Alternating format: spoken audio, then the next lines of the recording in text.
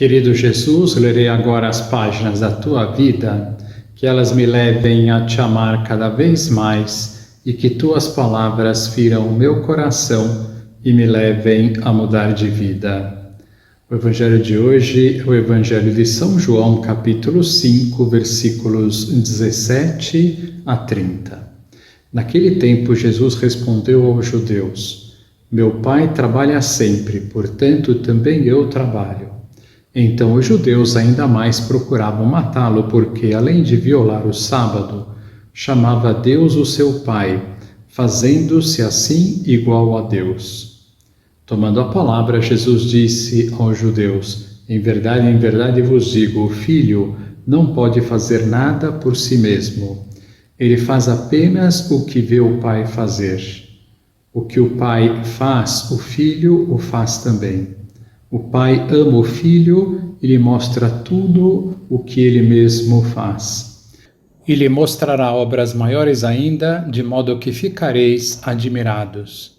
Assim como o Pai ressuscita os mortos e lhes dá a vida, o Filho também dá a vida a quem ele quer. De fato, o Pai não julga ninguém, mas ele deu ao Filho o poder de julgar, para que todos honrem o Filho assim como honram o Pai. Quem não honra o Filho também não honra o Pai que o enviou. Em verdade vos digo, quem ouve a minha palavra e crê naquele que me enviou, possui a vida eterna. Não será condenado, pois já passou da morte para a vida. Em verdade eu vos digo, está chegando a hora e já chegou, em que os mortos ouvirão a voz do Filho de Deus, e os que a ouvirem viverão. Porque assim como o Pai possui a vida em si mesmo, do mesmo modo concedeu ao Filho possuir a vida em si mesmo. Além disso, deu-lhe o poder de julgar, pois ele é o Filho do homem. Não fiqueis admirados com isso, porque vai chegar a hora em que todos os que estão nos túmulos ouvirão a voz do Filho e sairão. Aqueles que fizeram o bem ressuscitarão para a vida, e aqueles que praticaram o mal para a condenação. Eu não posso fazer nada por mim mesmo. Eu julgo conforme o que escuto. O meu julgamento é justo, porque não procuro fazer a minha vontade, mas a vontade daquele que me enviou. Palavra da salvação. Glória a vós, Senhor. Vamos olhar para Jesus. O Evangelho de hoje é um dos testemunhos mais eloquentes da divindade de Cristo. Se vocês perguntarem qual é o apoio para que depois de tanto estudo continue sendo um padre católico, eu diria que estes apoios são três: que Cristo existiu, que Cristo é Deus e que Cristo fundou a sua igreja, que é a Igreja Católica. Que Cristo não tem existido, eu penso que só um louco seria capaz de afirmar esta verdade. Basta ir até Jerusalém e ver dezenas e dezenas de sinais da sua presença nesta cidade. Que Cristo seja o próprio Deus, esta verdade foi afirmada por ele na vida pública em inúmeras ocasiões. Uma delas é a que está no Evangelho de hoje, dizendo ser filho de Deus Pai. Meu Pai trabalha sempre, portanto também eu trabalho. E esta afirmação foi tão impactante que os fariseus se indignaram com ela. Então os judeus ainda mais procuravam matá-lo, porque, além de violar o sábado, chamava Deus o seu Pai, fazendo-se assim igual a Deus. Outro momento cruciante que Jesus afirmou ser o próprio Deus foi no seu julgamento diante de Caifás. Por afirmar ser Deus, foi condenado à morte. Para Caifás e os outros membros do Sinédrio, a afirmação de ser Deus foi uma blasfêmia tão grande que Cristo só poderia merecer a morte. Levantou-se o sumo sacerdote e lhe perguntou: nada tens a responder ao que essa gente depõe contra ti? Jesus, no entanto, permanecia calado. Disse-lhe o sumo sacerdote: Por Deus vivo, conjuro-te que nos digas se és o Cristo, o Filho de Deus. Jesus respondeu: Sim. Além disso, eu vos declaro que vereis doravante o Filho do Homem sentar-se à direita do Todo-Poderoso e voltar sobre as nuvens do céu. A estas palavras, o sumo sacerdote rasgou suas vestes, exclamando: Que necessidade temos ainda de testemunhas? Acabastes de ouvir a blasfêmia.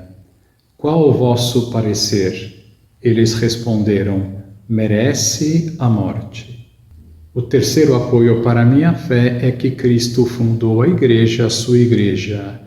E isso, não há dúvida, vem do famoso diálogo de Jesus com os apóstolos na cidade de Cesareia de Filipe, que está no Evangelho de São Mateus, no capítulo 16, depois no Evangelho de São Marcos, no capítulo 8, e no Evangelho de São Lucas, no capítulo 9.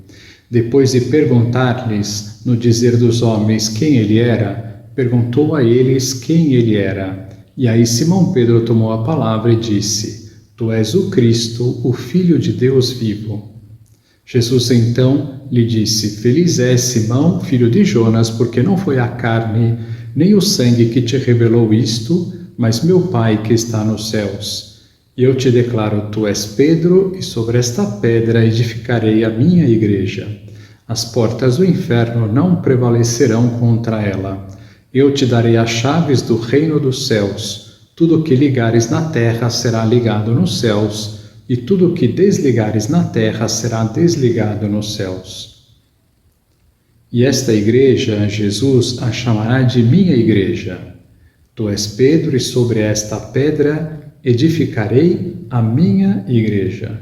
Ou seja, a sua igreja é esta fundada sobre Pedro e que chegará até nós através dos seus sucessores. Sim, é uma igreja humana e divina, pecadora e santa, mas foi esta que ele quis criar.